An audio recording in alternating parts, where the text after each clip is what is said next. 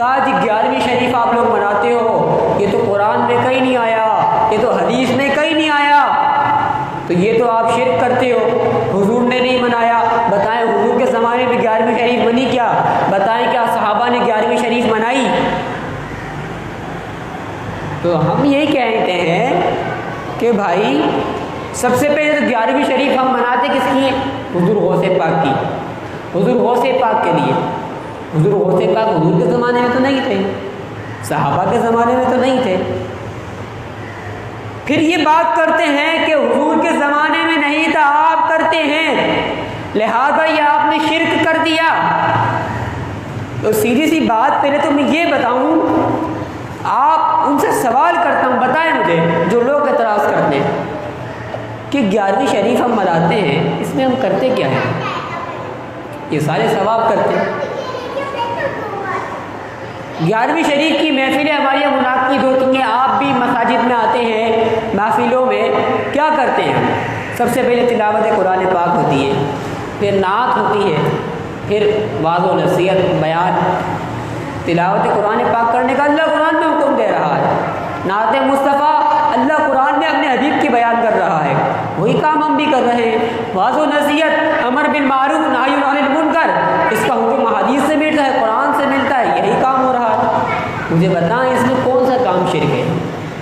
بس تلاوت، نعت، بیان، لنگر، ان کو ملا کر کے ایک مجموعے کا نام دے دیا، جس کو 11ویں شریف کا نام دے دیا۔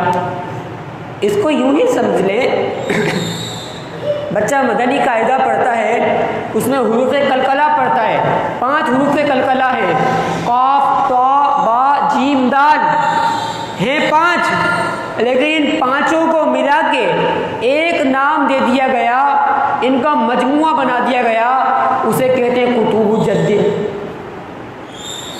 اسی طرح تلاوت ہوئی، نعت ہوئی، بیان ہوا، لوگوں کو کھانا کھلایا گیا، اس کا نام 11ویں شریف رکھ دیا، تو یہ شرک ہو گئی۔ اور اب آپ میری بات دیکھیں، ایک بریانی کی دیگ پکے گئی، ایک بریانی کی دیگ پکے، وہی بریانی کی دیگ اگر ولیمے کے نام پہ کھائی جائے تو وہ جائز، اور اگر وہ 11ویں یا 12ویں کے نام پہ کھائی جائے تو وہ ناجائز۔ ایسا کیا ہے اس میں؟ آپ مجھے بتائیں۔ وہی دیگ ہے،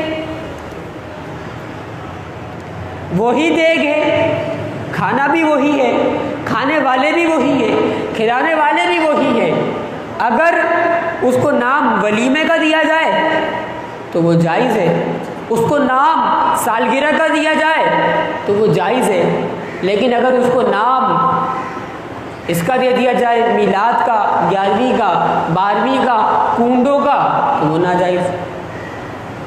یہ صرف پیارے اسلامی بھائیوں، یہ عوام اہل سنت میں جو فتنہ پھیلانے کے لیے ہے کہ جو لوگ اہل علم نہیں ہیں وہ بیچارے کیا ہوگا، وہ سمجھیں گے فلاں مولوی یہ بات کر رہا ہے، وہ ٹھیک بات کر رہا ہے، اور وہ بیچارے گمراہ ہو جائیں گے، جبکہ اہل سنت کا ہر شعار، ہر معمول قرآن اور حدیث کے عین مطابق ہے۔